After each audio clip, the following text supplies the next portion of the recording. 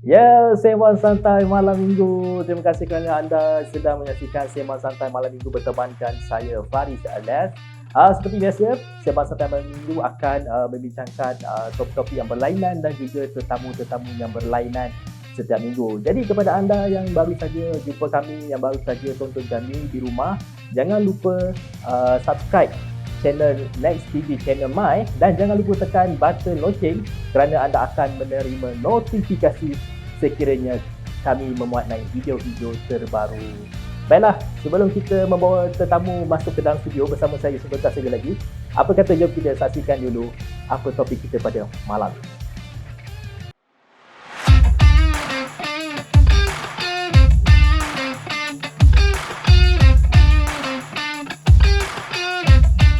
Ya, itulah dia topik yang akan kita sembangkan pada malam ini mengenai seni pertahankan diri. Baiklah, nampaknya tetamu pun dah berada di sebelah saya iaitu saudara Mukhlis Mahazir atau dikenali sebagai Ayang Tin. Dalam orang kata Cikgu Ayang Tin dalam seni silat silat kan?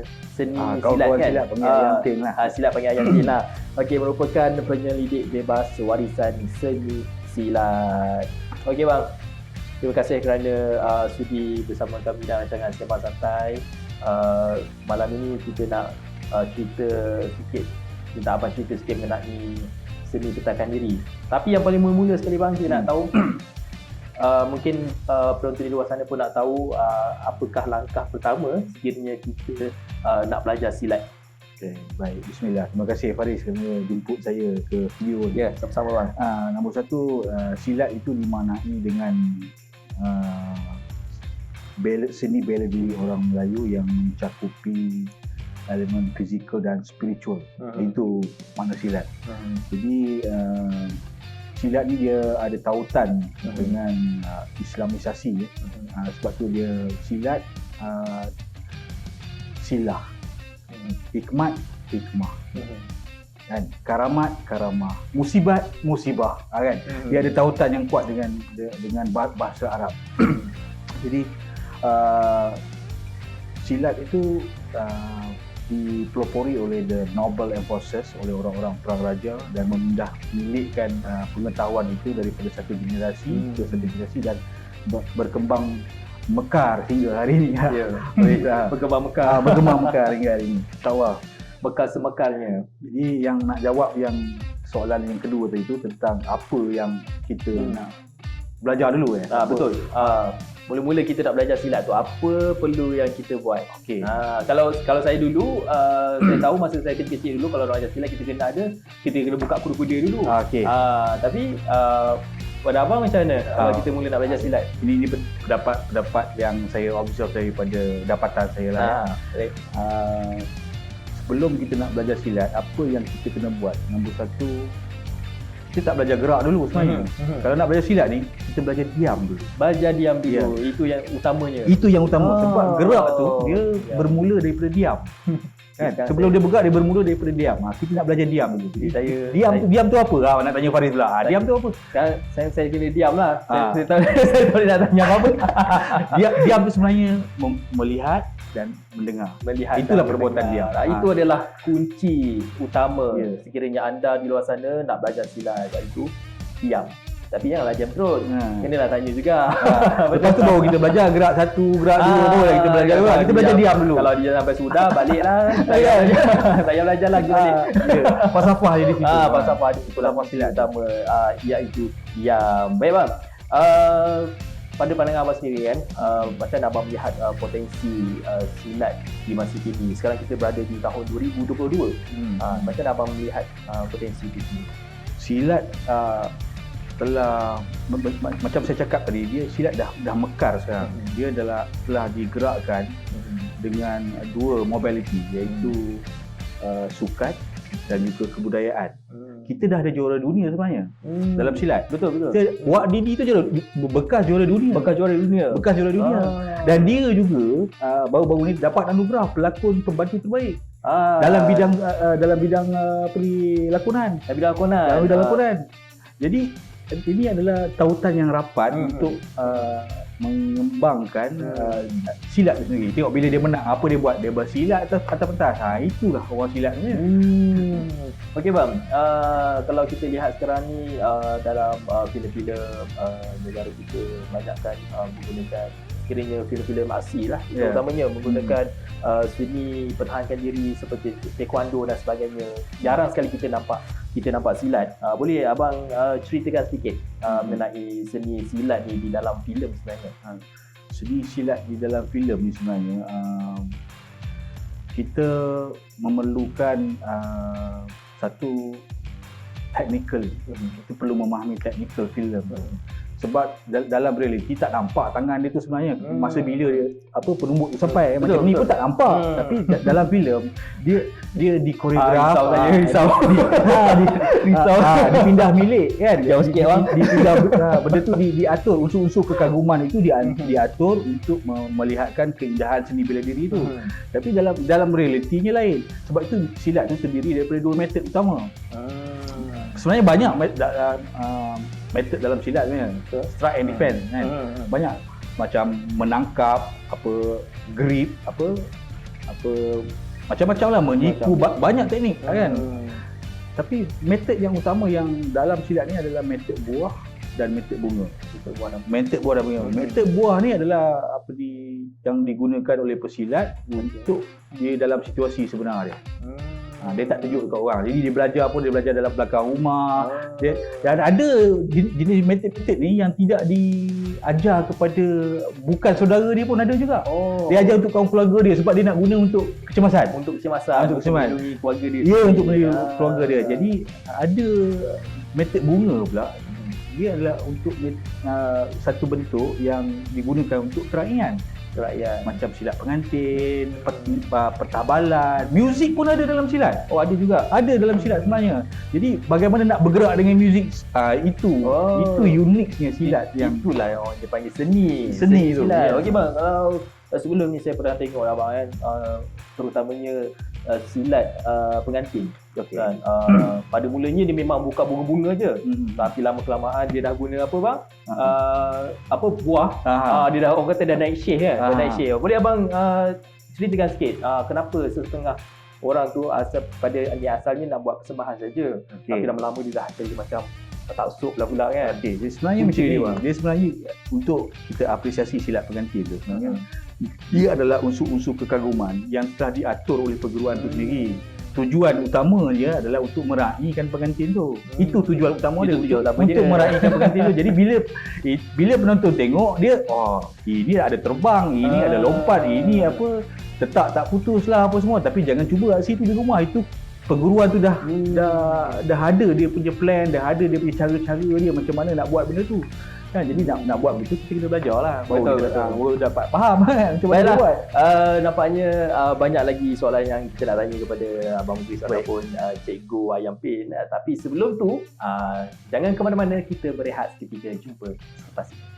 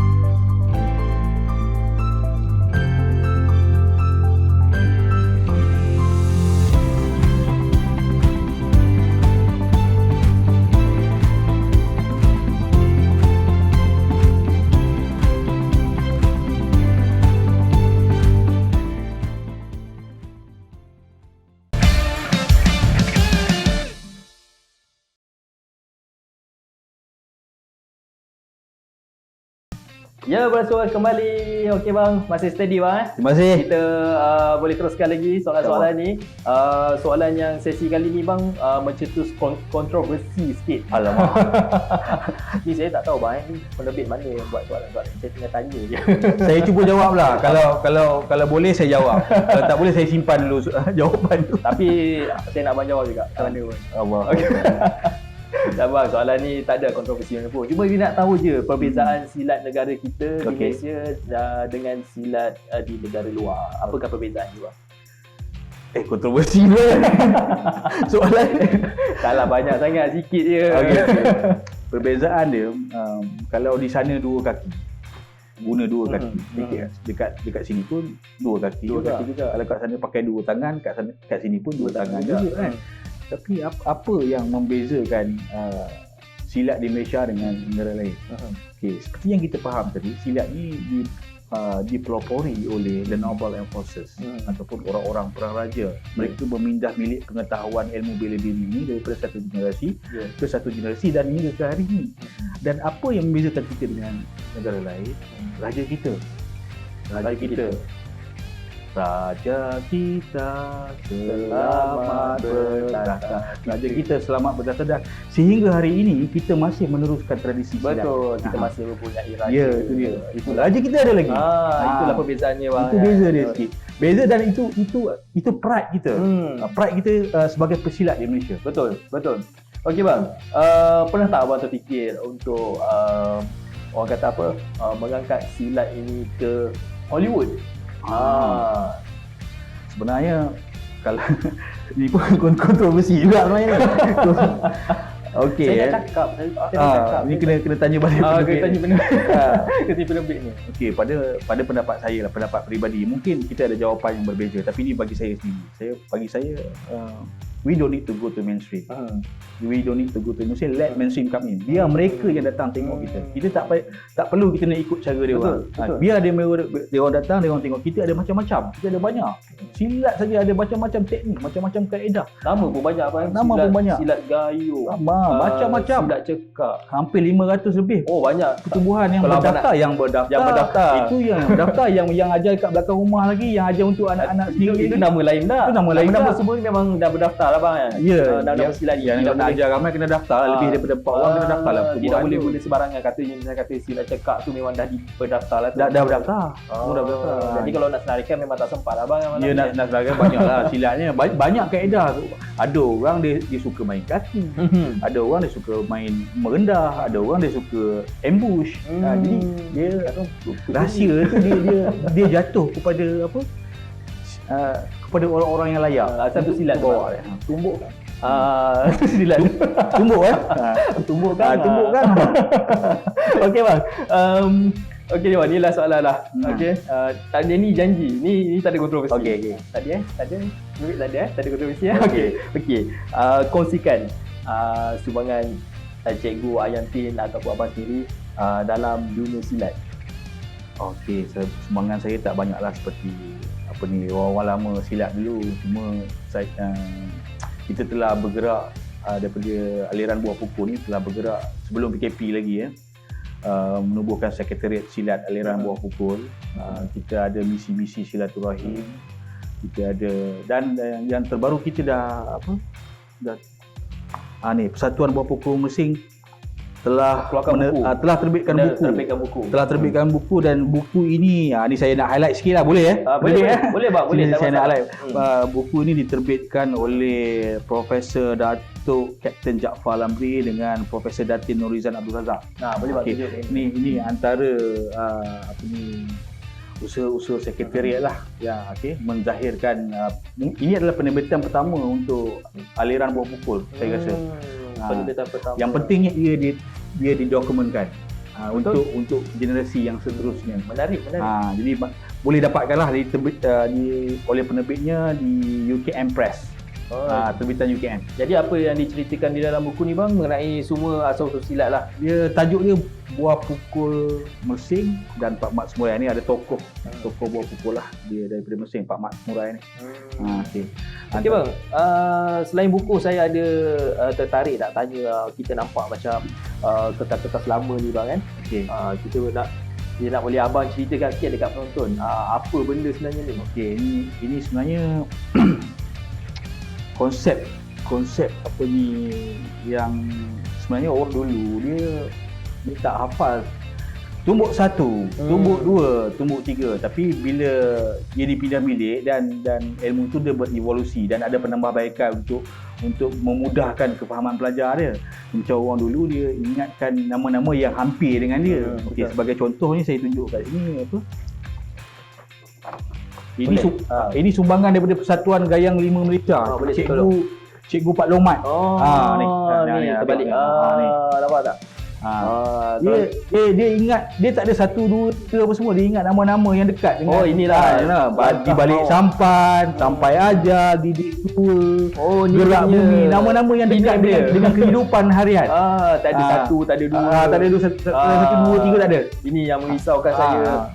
Tumbukan sampai ajal tu. Itu kena belajar lah dia punya ni kan. Ni salah satu lah yang saya dapat kongsikan antara evidence yang kita kumpulkan. Dah berapa lama Abang simpan ni? Formula ni. Kalau kita nampak ini kalau lama juga ni kalau kita tengok dari segi kertas, kualiti kertas dia kan. Ini daripada sebenarnya telah didokumentkan oleh anak-anak murid Pak Tan, almarhum Pak Tan Air Batu. Dan salah seorang guru saya Pak Lomat lah.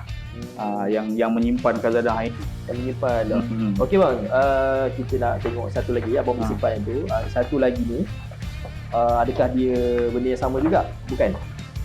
Dia sama je benda tu, tapi itu saya cakap benda ni dia kena belajar. Kalau dari luar kita nampak tu ada darjah-darjah tu. Darjah-darjah tu. Abang buka. Ni gerak dia lah, benda yang sama juga. Ada. Kat sini dia lebih detail lah. Ni ada utara, ni mata angin dia. Utara, selatan berapa 30 darjah, 90 darjah, ada nama-nama dia semua. Tapi nak tahu yang ni, ini rahsia perguruan. Nak tahu kena jumpa perguruan, nak belajar lah. Ini orang kata langkah-langkah yang ada dalam silat-silat tu lah. Dia adalah petua-petua yang ada dalam petua yang ada pada petua. Ya, ada macam-macam dalam silat ni. Okey bang, nampaknya kita pun dah sampai ke penghujung rancangan. Terima kasih Terima kasih Faris. Terima kasih penerbit ada sudi datang. Minta maaf kalau ada soalan-soalan kontroversi. Lepas ni kalau abang tak berhenti, jumpalah penerbit. InsyaAllah. Semoga forum-forum untuk mengangkat apa senario silat ni diteruskan, dapat bagi peluang kepada generasi yang akan datang untuk melihat dan menghargai silat. Itulah harapan. Semoga kita dapat terus mendaulatkan raja kita selamat bertahta. Dan seni silat ni tidak akan lupus selama-lamanya. InsyaAllah, doakan itu. Amin insyaAllah. Jadi kepada anda di luar sana, ingat apa yang Cikgu Ayam Pin cakap. Langkah pertama nak belajar silat, kenalah diam. Diam bukan bermaksud diam, tapi dengar kan. Dengar, melihat, dengar. Buka hati dulu. Okey, baiklah. Sehingga kita bertemu lagi di hari yang akan datang, di minggu hadapan setiap 1:30 malam hanya di saluran Next TV Channel. Saya Faris Alias. Assalamualaikum dan selamat malam. Bye-bye.